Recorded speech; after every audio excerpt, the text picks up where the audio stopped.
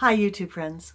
This is going to be about an 8-minute video, very short, just describing how to use an Ashford do-it-yourself handmade tensioning device for your loom. I have an Ashford 32-inch loom. My husband and I made this tensioning device with yardsticks and dowels and old broom handles and rubber bands and zip ties, and it works great.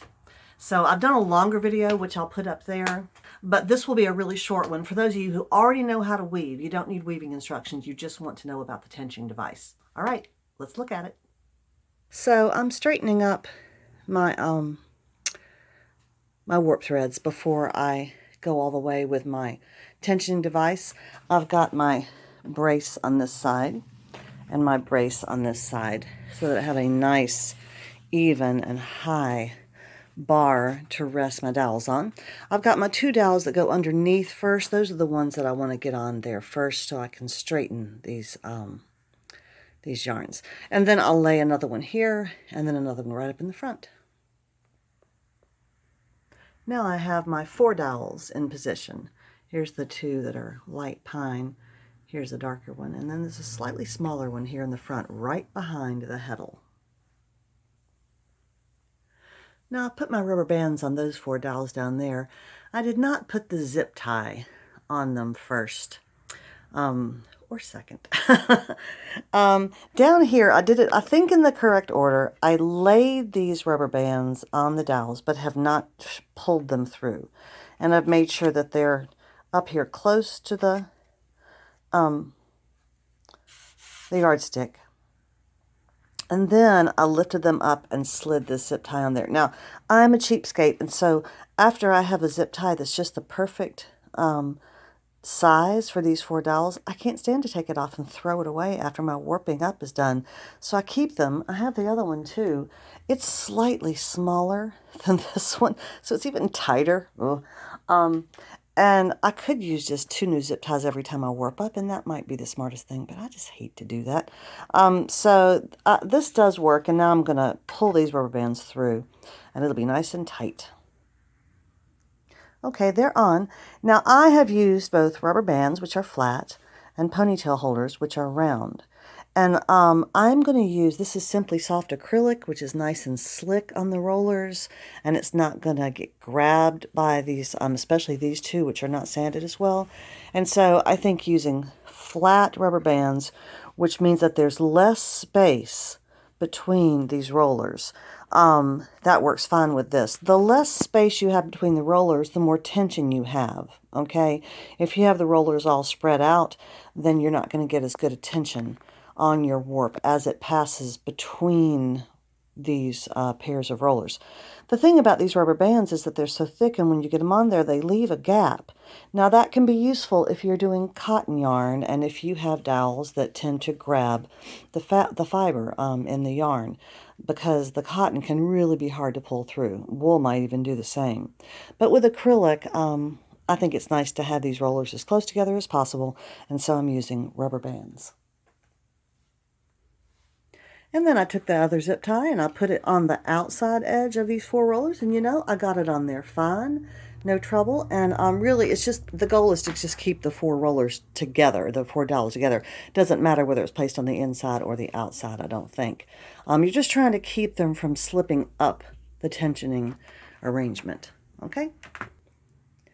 Now I'm going to warp this up, and I don't have my camera stand out, and I've done this before. This is a nice smooth thing where I don't even have to hold this yarn. All I have to do is just crank this this up here. I can even do this one-handed, I bet. Let's see if we can do it one-handed while I hold the camera.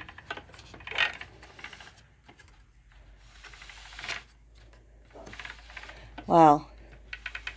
I would love to know, without a tension device, is it even possible to, oh, I need to put little sticks in there, to warp up a warp like this? It's going to be about 72 inches, one-handed, while you hold your camera.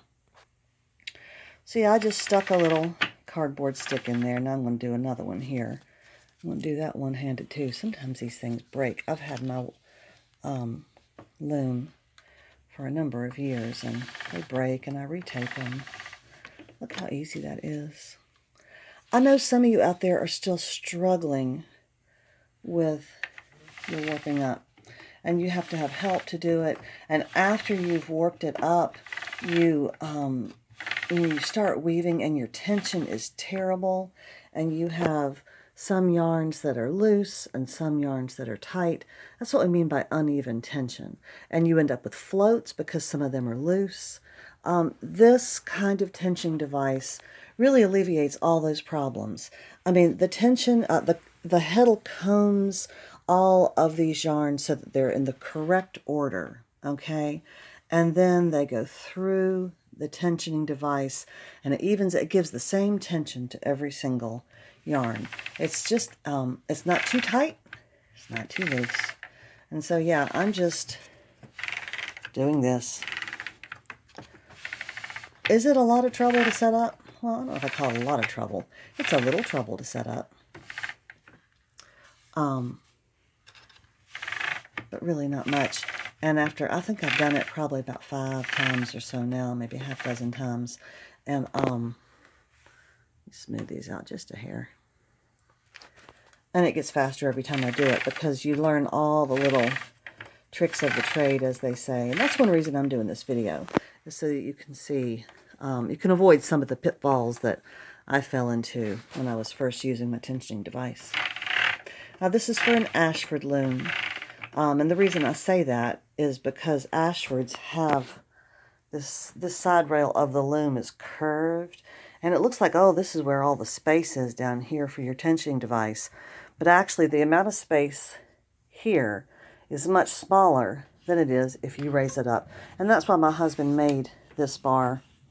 He put a little stop on the end, but the tension is strong enough that it will pop this off of the end. That's why I have rubber bands also.